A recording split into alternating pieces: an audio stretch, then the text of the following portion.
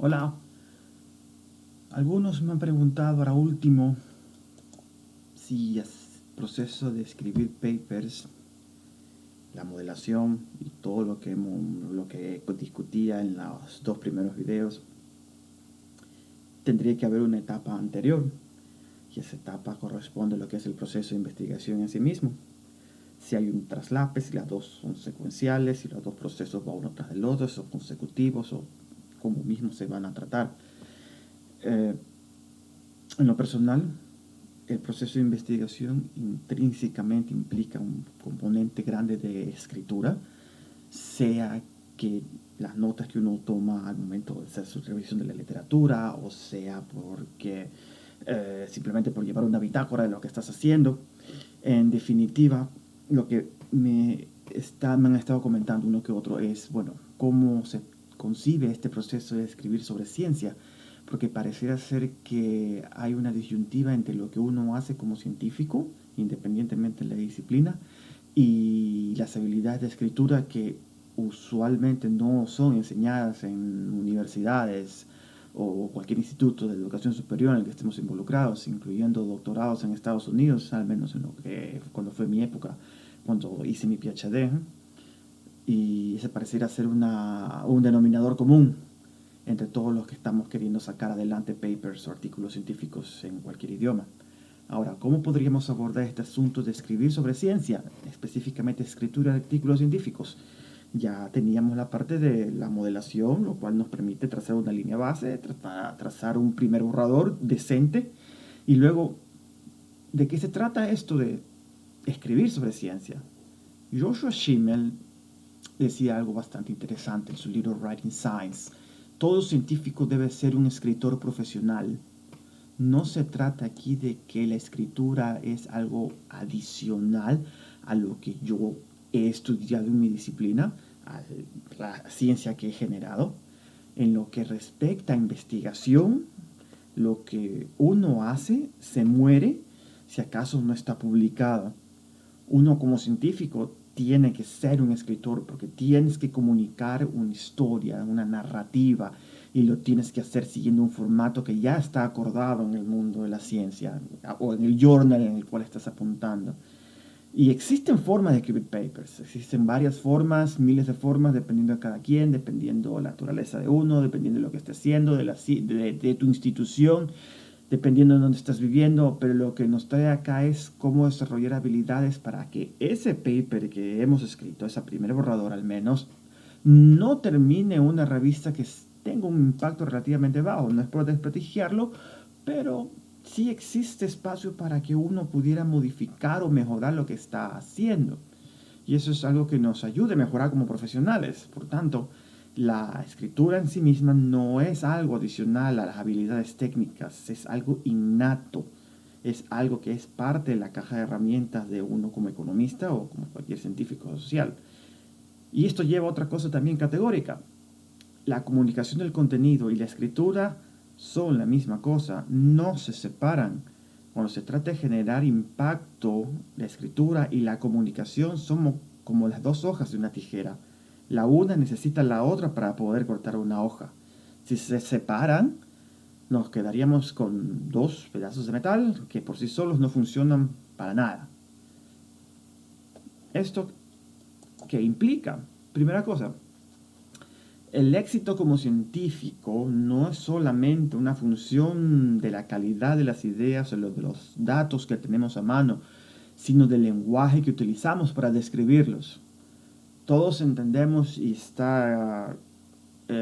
prevalece en todos lados de que publica o perece. Es la premisa, es real, que domina nuestras vidas profesionales, en nuestras instituciones, en nuestras universidades. Pero el publica o perece es un mecanismo que se sirve para sobrevivir, no necesariamente para tener éxito.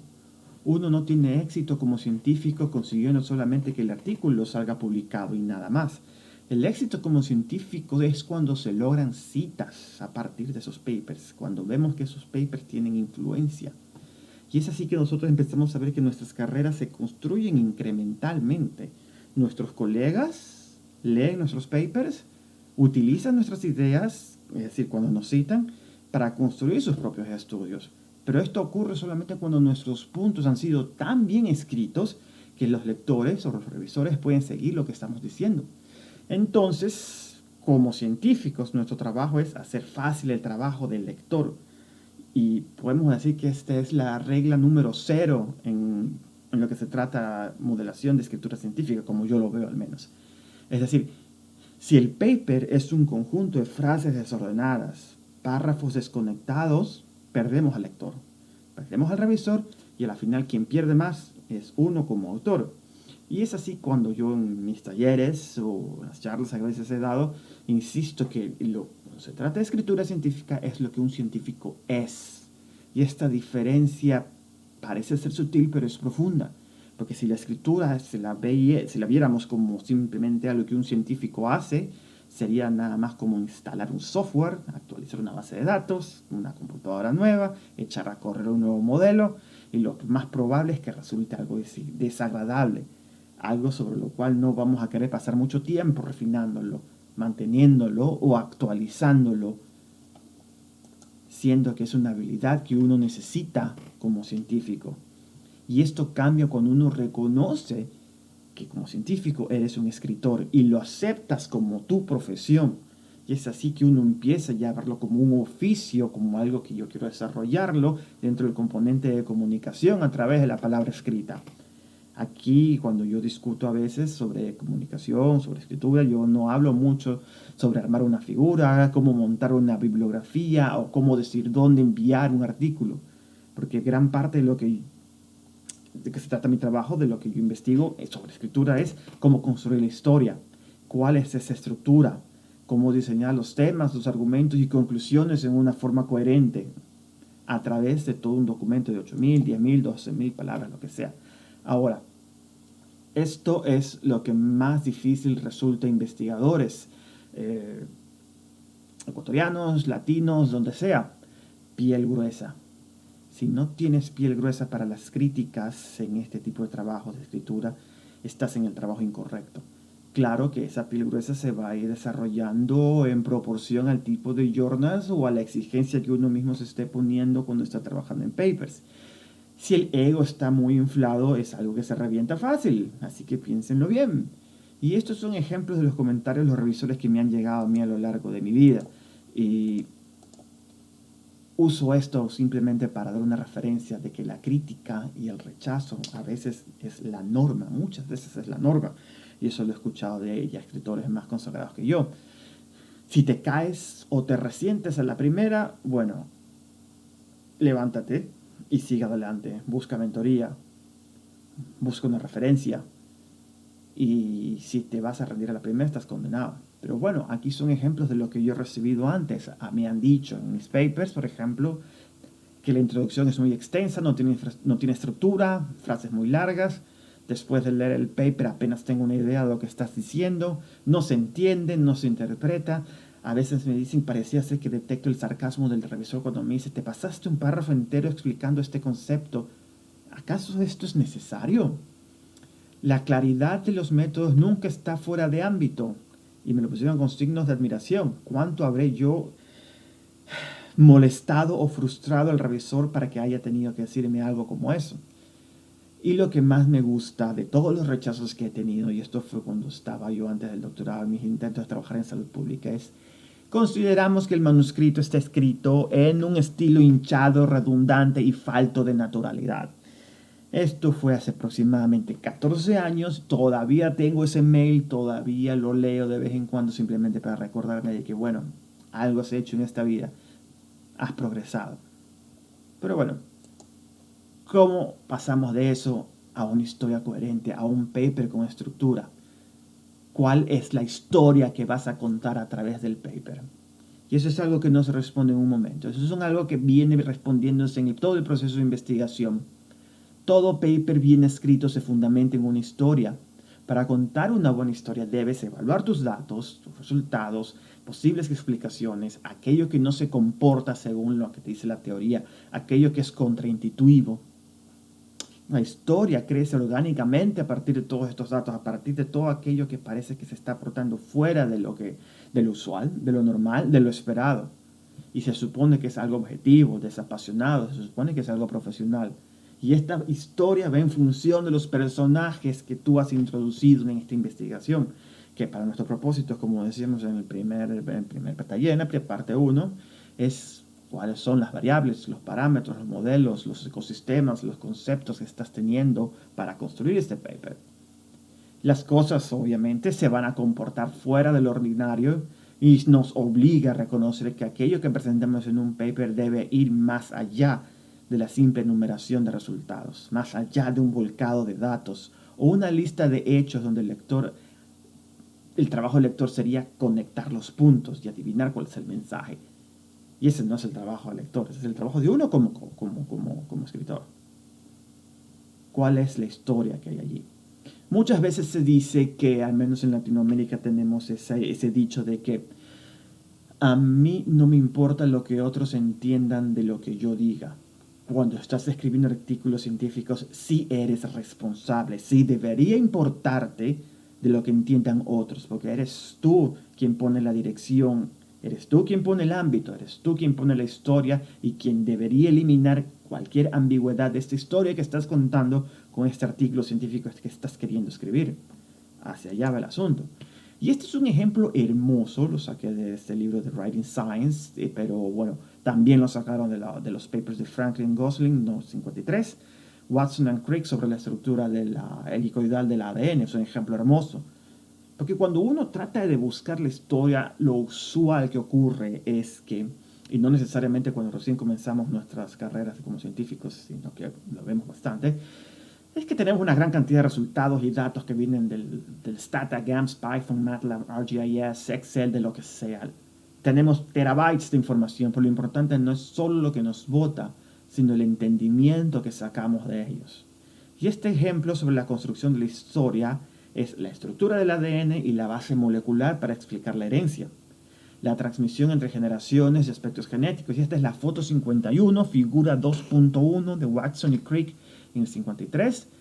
La foto en el lado izquierdo, la imagen A, es una imagen por rayos X del ADN.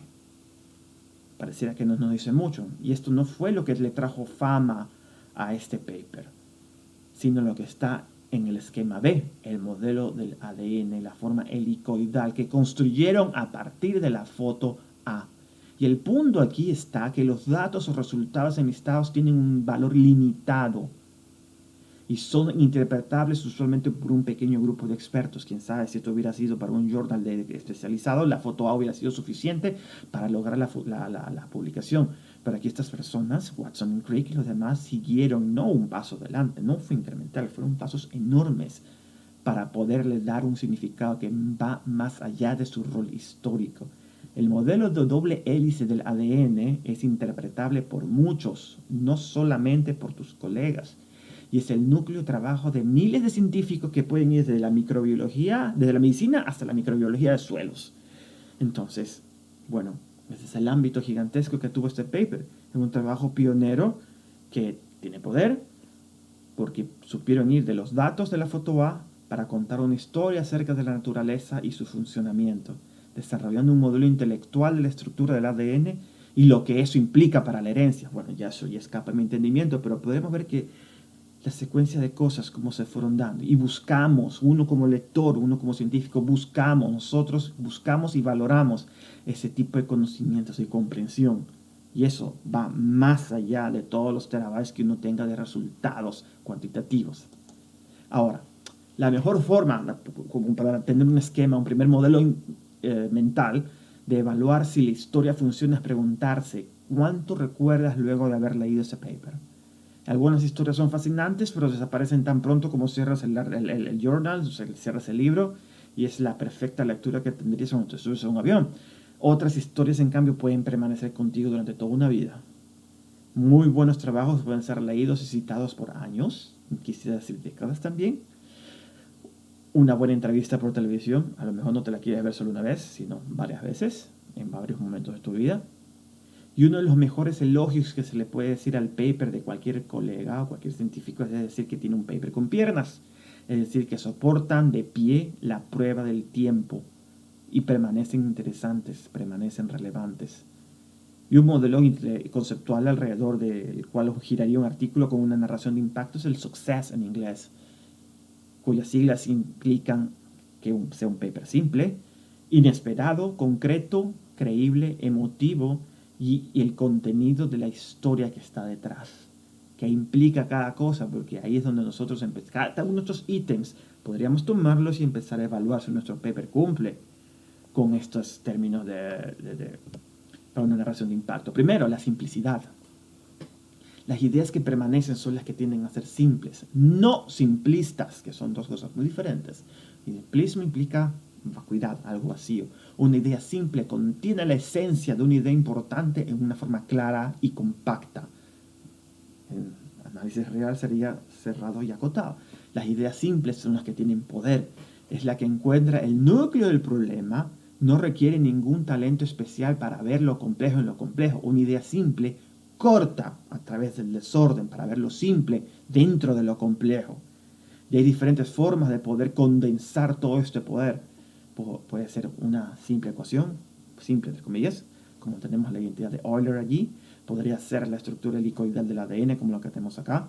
Tenemos ese gráfico que representaría la variación de la capitalización de áreas verdes en los precios de viviendas a través de los cuantiles para identificar segmentación en el mercado. Dos gráficos y una ecuación con bastante poder y con bastante simplicidad. ¿Acaso podríamos en nuestros papers poder lograr algún tipo de display, figura, tabla, esquema que sintetice toda la esencia de nuestro paper o una porción importante?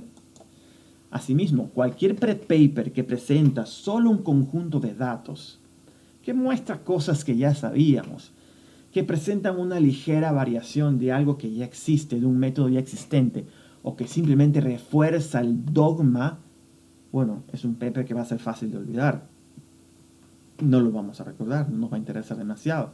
Y muchos de estos papers, podríamos decir, son olvidables, porque el delta, el incremento con respecto a lo que ya se ha hecho antes, es pequeño, lleno de lagunas, donde solo se están dando datos adicionales y sirven a veces para solidificar una plataforma que ya ha sido analizada y ha sido explorada, cuando lo que nosotros queremos hacer es lanzar nuevas ideas.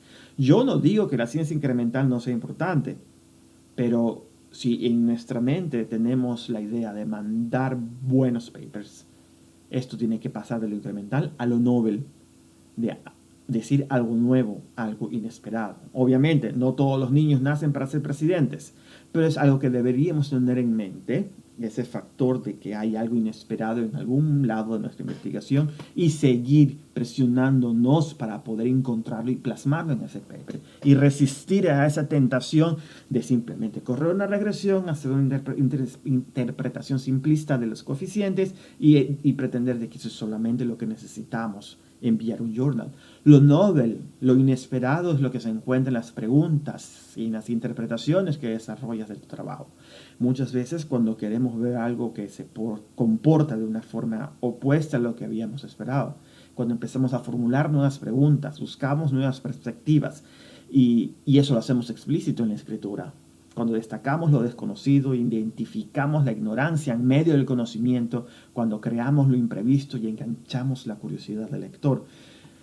Aquí una forma como por la que yo utilizo para poder darme cuenta de eso es luego el proceso de investigación, de escritura, y cuando siento que ya no puedo encontrar algo novel o algo más incremental, me detengo por días, por semanas, procuro presentar ese paper en algún congreso, colegas, workshops, lo que sea, y tratar de darle vueltas al asunto hasta cierto punto. Obvio, lo simple tiene poder, pero lo concreto es lo que le añade masa a ese poder. Si aquellos que han estudiado el arte de escribir están de acuerdo en algo, es que la manera más segura de despertar y retener la atención del lector es siendo específico, definido y concreto. Lo dice Strong and White en The Elements of Style. Por ejemplo, un globo como concepto es algo simple. Todos entendemos lo que es un globo, es simple. Pero en el momento en el que tú quieres darte cuenta de que el golpe que recibiste en la cabeza te dolió, es porque fue con un ladrillo. Un ladrillo es simple. y tiene masa. Y la ciencia utiliza este tipo de abstracciones para simplificar la complejidad de la realidad. Creamos abstracciones, modelos, teorías para darle forma a la complejidad en las estructuras simples que nosotros desarrollamos. Para ilustrar un poco la idea de aterrizar conceptos en algo concreto, un ejemplo es un estudio sobre contaminación de metales pesados en el estero Salado en Guayaquil, en Ecuador, un estuario en medio de la ciudad más grande de Ecuador. Yo no tuve ninguna participación más allá de hacer un proofreading, una edición del documento. Lo que hicieron estas personas es sacar todos los indicadores, todo el trabajo de muestreo, todos los análisis sofisticados hechos en Chile, para mostrar que este estero, este cuerpo de agua, estaba severamente contaminado por metales pesados. Para hacerlo concreto y para que creara un impacto, el revisor en el journal les dijo que, bueno, compáralo con otros esteros contaminados en el resto del mundo. Y así establecen cuál es su posición dentro de un ranking de esteros contaminados.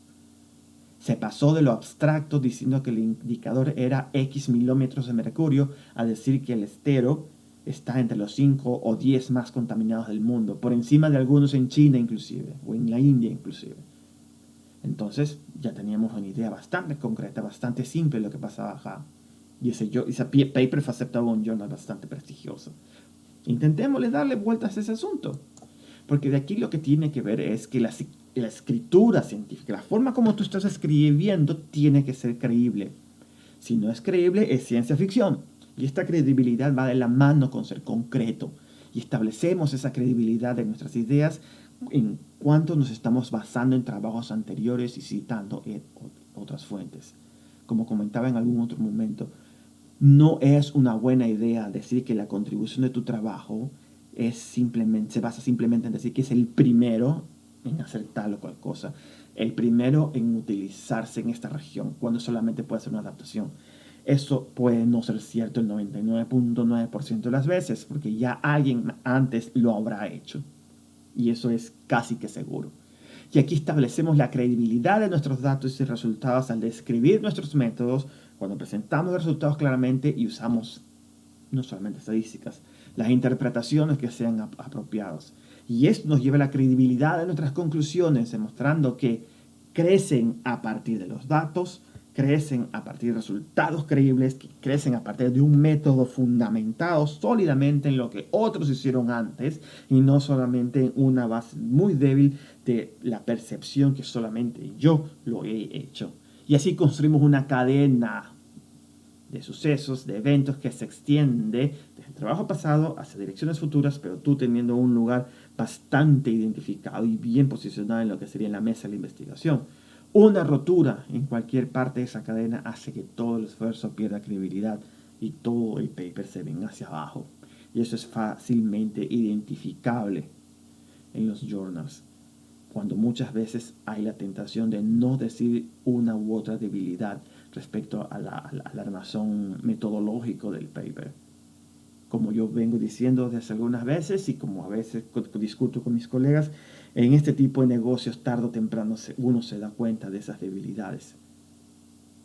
¿Cuánto va a ser el enforcement, el refuerzo respecto a si se declaró o no esas debilidades o limitaciones?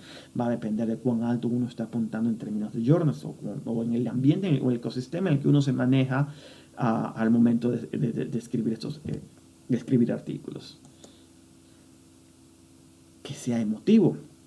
Y esto es algo incómodo para los científicos porque se supone que uno como científico tiene que ser desapasionado, tiene que ser objetivo y no tiene que dar lugar a ninguna emoción. Sin embargo, en la ciencia, una emoción que no solamente que es aceptable, sino que es fundamental es la curiosidad. Para motivar a que los lectores lean tu paper, lean tu trabajo, tienes que motivar la curiosidad. Y para hacerlo, bueno, otra pregunta que uno tiene que hacerse. ¿Hay algo nuevo, inesperado que yo esté comunicando con mi paper o que yo quiera comunicarlo?